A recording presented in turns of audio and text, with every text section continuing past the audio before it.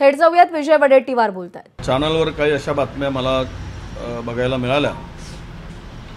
या संदर्भात मला नक्की त्यांची भूमिका काय मांडली हायकमांड पुढे याची माहिती मी घेतो आहे आणि मला या संदर्भातली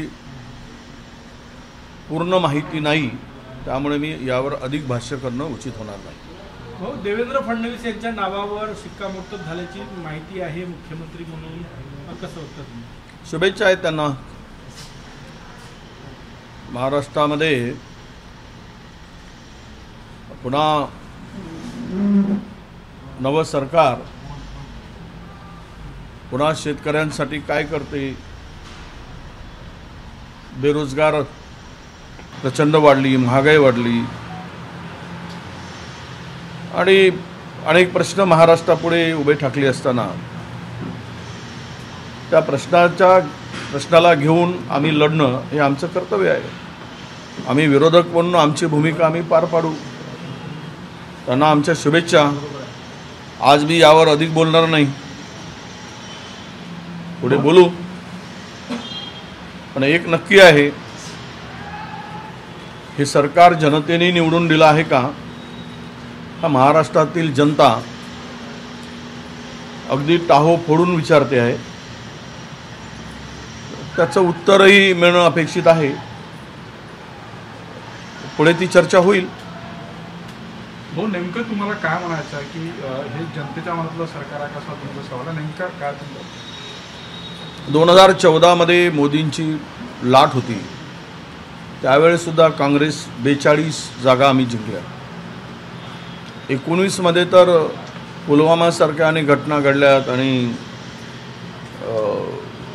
असे वातावरण होतं की काँग्रेस 2 डिजिटपर्यंत जाणार नाही, असं एक वातावरण, 2 आकड्यापर्यंत काँग्रेस जाणार नाही। अशा वेळेस आम्ही 44 जागा जिंकल्या आणि आता आम्ही 16 जागा जिंकल्या।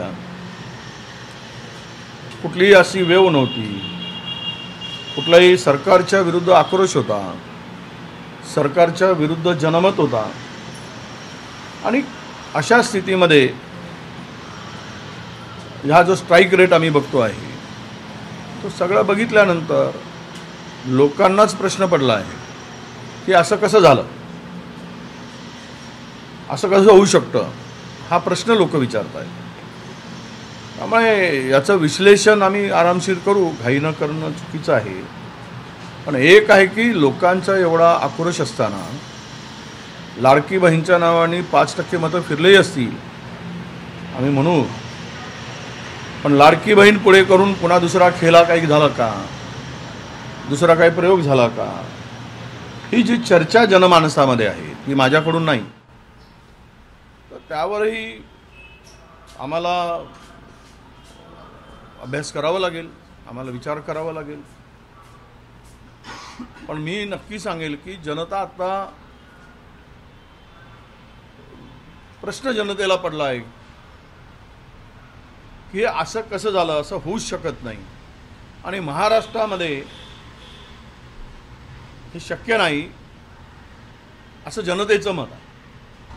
भाऊ, शेतकऱ्यांचे मोठे प्रश्न होते, तुम्ही सोयाबीनला 7,000 रुपये भाव देण्याच्या देखील घोषणा केला होता, त्यामुळे शेतकरी कुठेतरी तुमच्या बाजूने राहील अशी अपेक्षा होती, मात्र प्रत्यक्ष निकालात तसं दिसत नाही। आता म्हणूनच शेतकरी संकटात होता। सोयाबीन, कापूस अजूनही विकला जात नाही, MSP तर सोडाच, त्याचा कितीतरी कमी भाव मिळतो आहे।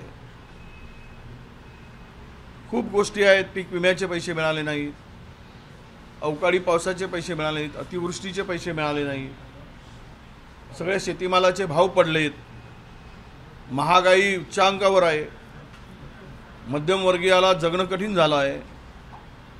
हे सगळे प्रश्न ऐरणीवर असताना, सरकारच्या विरुद्ध राग असताना अशा प्रकारचा ज्यावेळेस निकाल येतो त्यावेळेस स्वाभाविकपणे लोकांच्या पुढे असे प्रश्न निर्माण होतात।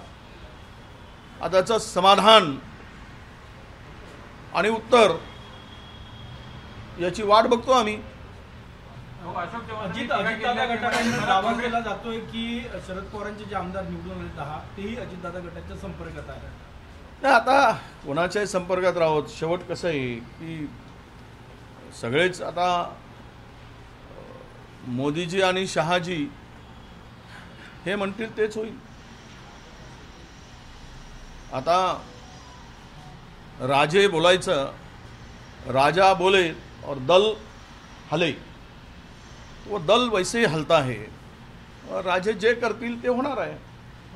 त्यांना विरोधकच मुळात ठेवायचा नाही आणि त्या भूमिकेतून सगळं सुरू आहे. काँग्रेसच्या पराभवाचं प्रदेश पातळीवरचं जे नेतृत्व आहे ते आत्मपरीक्षण करणार आहे का, आत्मचिंतन करणार आहे का, आणि प्रदेश नेतृत्व बदलण्याची चर्चा आहे, तुमच्याकडे धुरा आली तर तुम्ही समर्थ आहे का या कंडिशनमध्ये सांभाळायला? नाही बघा, मला वारंवार जी काही जबाबदारी पक्षाने दिली ती मी सांभाळत आलो आहे. पक्ष जो निर्णय घेईल तो आदेश देईल, ते आपलं काम आहे सांभाळणं.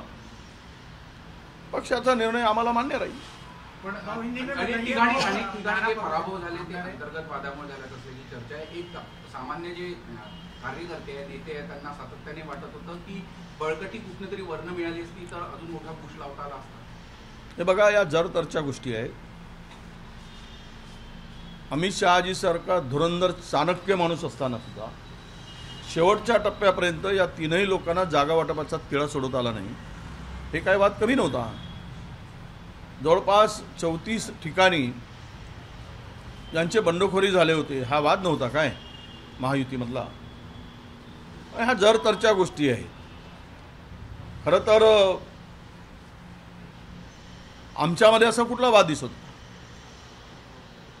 आम्ही सर्व नेते एकत्र काम करत होतो, त्यामुळे आम्ही दोष देण्यापेक्षा किंवा आपण एकमेकावर असं कुठेही परिस्थिती नव्हती. महाविकास आघाडीमध्ये सुद्धा नव्हती.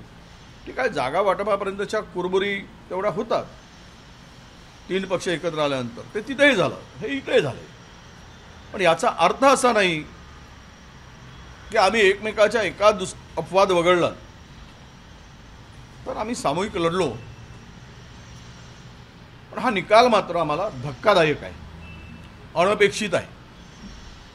हे जनतेला सुद्धा धक्कादायक आहे आणि जनतेला सुद्धा हा निर्णय न पचण्यासारखा आहे. ज्या सर्व स्तरावरील, म्हणजे केवळ ग्रामीण भागातील जनता किंवा ती बोलते असं नव्हे, तर महाराष्ट्रातील सर्व स्तरावरून हा निकाल पचनी पडत नाही, हीच प्रतिक्रिया आहे. टीका केल्या काँग्रेसमध्ये, मला ज्यांनी ज्यांनी त्रास दिला त्या सगळ्यांचा सुकडा साफ झालाय नाही, तर त्यांना आनंद आहे, त्यांना त्रास देणारा स्वाभाविक आहे. कोण जर त्रास देत असेल, आता ते त्रास देण्यासाठी आमच्या पक्षात नाही आहेत, त्यामुळे त्रास कोणी दिला? अशोक चव्हाण संयमी आहेत, तसा काही कुठला बदला घेण्याची भूमिका त्यांची कधीच नसते. बिजू भाऊ, सगळ्यात महत्त्वाचं, राष्ट्रवादी काँग्रेस शरद पवार पक्षाला 13 जागा लढल्या, 0 जागा मिळालेल्या आहेत. खरं तर नागपुरात ही भावना होती सातत्याने, पूर्व नागपूर असो किंवा हिंगणा असो किंवा बाकीच्या जागा असो, याच्यातून भावना होती 13 पैकी एकही जागा जिंकलेली नाही आहे. काँग्रेसची स्ट्रेंथ होती ही सगळी. नाही झाला, ते जागा वाटप संपला, त्यावर अधिक भाष्य करण्याची गरज नाही. त्यावर आता पुन्हा मागे जाण्याची काय गरज आहे? निकाल पुढे आहे. आणि हे सगळं जरी काही झालं असतं तरी काही फार याच्यात बदल होईल. ज्यांची अपेक्षाच नव्हती अशी माणसं निवडून आली, ज्यांना अपेक्षा नव्हती आम्ही जिंकू ती पण माणसं निवडून आली. काही ठिकाणच्या ज्या बातम्या येत आहेत त्या विचित्र बातम्या येत आहेत, त्यामध्ये प्रश्नचिन्ह. पण मला हा विजय जो दिसतो भारतीय जनता पक्षाचा, एखादी छोटा राज्य द्यायचा आणि मोठा राज्य बळकावून घ्यायचा, ही चर्चा जोरात आहे. तेलंगणा द्यायचा आणि मध्य प्रदेश आणि राजस्थान घेऊन घ्यायचा, इकडे छत्तीसगड आपला हरियाणा घ्यायचा आणि जम्मू काश्मीर, त्यातलाही जम्मू बळकावायचा. काश्मीरमध्ये स्कोप नाही, त्यामुळे तिथे काही करता येत नाही. हरियाणा घ्याय, असं अशी जी काही स्ट्रॅटेजी आहे महाराष्ट्रात, देशामध्ये एका दुसरा छोटा राज्य काढायचं आणि मोठी राज्य घेऊन घ्यायचे आणि लोकांना सांगायचं इथे झाला आहे तर तिथे EVM नाही का? हे सगळं काही चाललं आहे. मला वाटतं की शेवटचा प्रश्नाचं उत्तर एवढंच आहे, हा विजय भारतीय जनता पक्ष महायुतीचा नाही, तर हा विजय मला EVMचा दिसतो आहे. ही चर्चा माझीच नाही, तर महाराष्ट्रातील जनतेची आहे. त्यामुळे कोण किती काही दावा केला तरी विजय EVMचा आहे. यांनी आपल्या गळ्यात माळ घालण्यापेक्षा EVMच्या मशीनच्या गळ्यात माळ घालून विजयोत्सव साजरा करावा, असं जनतेचं मत आहे. धन्यवाद. नमस्कार. तर हे जनतेनं निवडून दिलेलं सरकार आहे का, असा सवाल विजय वडेट्टीवार यांनी उपस्थित केलाय. ABP माझा, उघडा डोळे बघा नीट.